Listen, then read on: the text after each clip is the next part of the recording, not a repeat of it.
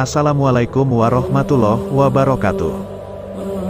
Alhamdulillah, segala puji bagi Allah Subhanahu wa Ta'ala yang telah memberikan hidayah dan rahmatnya kepada kita semua. Sholawat serta salam kita sampaikan untuk Nabi Muhammad Sallallahu Alaihi Wasallam, keluarga dan para sahabatnya serta orang-orang yang selalu istiqomah mengikuti jalannya. Ada 3 orang gembong Quraisy yang amat menyusahkan Rasulullah Shallallahu Alaihi Wasallam disebabkan sengitnya perlawanan mereka terhadap dakwahnya dan siksaan mereka terhadap sahabatnya. Maka Rasulullah Shallallahu Alaihi Wasallam selalu berdoa dan memohon kepada Tuhannya agar menurunkan azabnya pada mereka. Tiba-tiba sementara ia berdoa dan memohon itu, turunlah wahyu atas kalbunya berupa ayat yang mulia ini. Tak ada sedikit pun campur tanganmu dalam urusan mereka itu, atau Allah menerima taubat mereka, atau mengazab mereka, karena sesungguhnya mereka itu orang-orang yang zalim. Al-Quran Surat Ali Imran, 128. Rasulullah Shallallahu Alaihi Wasallam memahami bahwa maksud ayat itu ialah menyuruhnya agar menghentikan doa untuk menyiksa mereka serta menyerahkan urusan mereka kepada Allah semata. Kemungkinan, mereka tetap berada dalam keaniayaan hingga akan menerima azabnya, atau mereka bertaubat dan Allah menerima taubat mereka hingga akan memperoleh rahmat karunia-Nya. Amr bin As adalah salah satu dari ketiga orang tersebut. Allah memilihkan bagi mereka jalan untuk bertaubat dan menerima rahmat, maka ditunjukinya mereka jalan untuk menganut Islam, dan Amr bin As pun beralih rupa menjadi seorang muslim pejuang, dan salah seorang panglima yang gagah berani.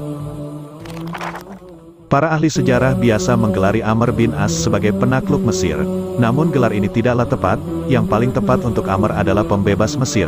Islam membuka negeri itu bukanlah menurut pengertian yang lazim digunakan di masa modern ini, tetapi maksudnya ialah membebaskannya dari cengkraman 2 kerajaan besar yang menjajah negeri ini serta rakyatnya dari perbudakan dan penindasan yang dahsyat, yaitu Imperium Persia dan Romawi. Mesir sendiri, ketika pasukan perintis tentara Islam memasuki wilayahnya, merupakan jajahan dari Romawi, sementara perjuangan penduduk untuk menentangnya tidak membuahkan hasil apa-apa. Kala dari tapal batas kerajaan-kerajaan itu bergema suara takbir dari pasukan-pasukan yang beriman, Allahu Akbar, Allahu Akbar. Mereka pun dengan berduyun-duyun segera menuju fajar yang baru terbit itu lalu memeluk agama Islam yang dengannya mereka menemukan kebebasan mereka dari kekuasaan Kisra maupun Kaisar. Jika demikian halnya, Amr bin As bersama anak buahnya tidaklah menaklukkan Mesir. Mereka hanyalah merintis serta membuka jalan bagi Mesir agar dapat mencapai tujuannya dengan kebenaran dan mengikat norma dan peraturan-peraturannya dengan keadilan, serta menempatkan diri dan hakikat dalam cahaya kalimat-kalimat ilahi dan dalam prinsip-prinsip Islami. Amr bin As tidaklah termasuk angkatan pertama yang masuk Islam.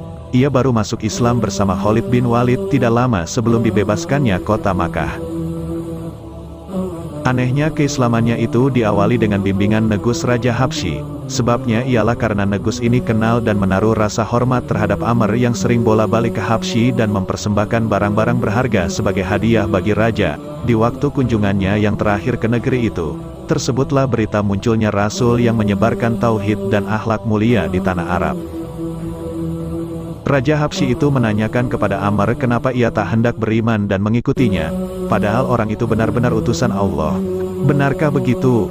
Tanya Amr kepada Negus. Benar, jawab Negus. Turutilah petunjukku hai Amr, dan ikutilah dia, sungguh dan demi Allah, ia adalah di atas kebenaran dan akan mengalahkan orang-orang yang menentangnya. Secepatnya Amr ia mengarungi lautan kembali ke kampung halamannya, lalu mengarahkan langkahnya menuju Madinah untuk menyerahkan diri kepada Allah. Dalam perjalanan ke Madinah itu ia bertemu dengan Khalid bin Walid dan Utsman bin Tolhah, yang juga datang dari Mekah dengan maksud hendak baiat kepada Rasulullah Shallallahu Alaihi Wasallam.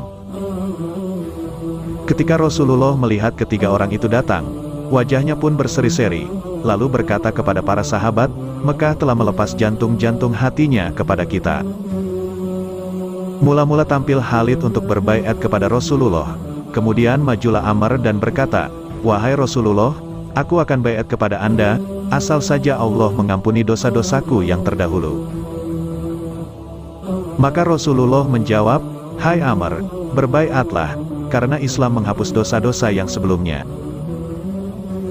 Tatkala Rasulullah Shallallahu Alaihi Wasallam wafat, Amr bin As sedang berada di Oman menjadi gubernurnya, dan di masa pemerintahan Umar bin Al-Khattab, jasa-jasanya dapat disaksikan dalam peperangan-peperangan di Suriah, kemudian dalam membebaskan Mesir dari penjajahan Romawi. Amr tidak hanya seorang panglima perang tangguh sebagaimana Ali bin Abi Thalib dan beberapa sahabat lain. Ia tidak hanya seorang diplomat ulung sebagaimana Muawiyah, tapi juga seorang negarawan yang pintar memerintah. Bahkan bentuk tubuh, cara berjalan dan bercakapnya, memberi isyarat bahwa ia diciptakan untuk menjadi amir atau penguasa, hingga pernah diriwayatkan bahwa pada suatu hari Amirul Mukminin Umar bin Al-Khattab melihatnya datang. Ia tersenyum melihat caranya berjalan itu, lalu berkata, tidak pantas bagi Abu Abdillah untuk berjalan di muka bumi kecuali sebagai amir. Tetapi di samping itu ia juga memiliki sifat amanah, menyebabkan Umar bin Al-Khattab, seorang yang terkenal amat teliti dalam memilih gubernur-gubernurnya, menetapkannya sebagai gubernur di Palestina dan Yordania, kemudian di Mesir selama hayatnya Al-Faruq. Amr bin As adalah seorang yang berpikiran tajam, cepat tanggap dan berpandangan jauh ke depan. Di samping itu ia juga seorang yang amat berani dan berkemauan keras dan cerdik. Pada tahun ke-43 Hijriah, Amr bin As wafat di Mesir ketika menjadi gubernur di sana. Di saat-saat kepergiannya itu, ia mengemukakan riwayat hidupnya. Pada mulanya aku ini seorang kafir, dan orang yang amat keras sekali terhadap Rasulullah Shallallahu Alaihi Wasallam, hingga seandainya aku meninggal pada saat itu, pastilah masuk neraka. Kemudian aku membaiat kepada Rasulullah Shallallahu Alaihi Wasallam, maka tak seorang pun di antara manusia yang lebih kucintai, dan lebih mulia dalam pandangan mataku, daripada beliau, dan seandainya aku diminta untuk melukiskannya, maka aku tidak sanggup karena disebabkan hormatku kepadanya, aku tak kuasa menatapnya sepenuh mataku. Maka seandainya aku meninggal pada saat itu, besar harapan akan menjadi penduduk surga. Kemudian setelah itu, aku diberi ujian dengan beroleh kekuasaan, begitupun dengan hal-hal lain. Aku tidak tahu, apakah ujian itu akan membawa keuntungan bagi diriku ataukah kerugian. Lalu diangkatnya kepalanya ke arah langit dengan hati yang tunduk, sambil bermunajat kepada Tuhannya yang maha besar lagi maha pengasih, seraya berdoa, Ya Allah, daku ini orang yang tak luput dari kesalahan, maka mohon dimaafkan. Daku tak sunyi dari kelemahan, maka mohon diberi pertolongan.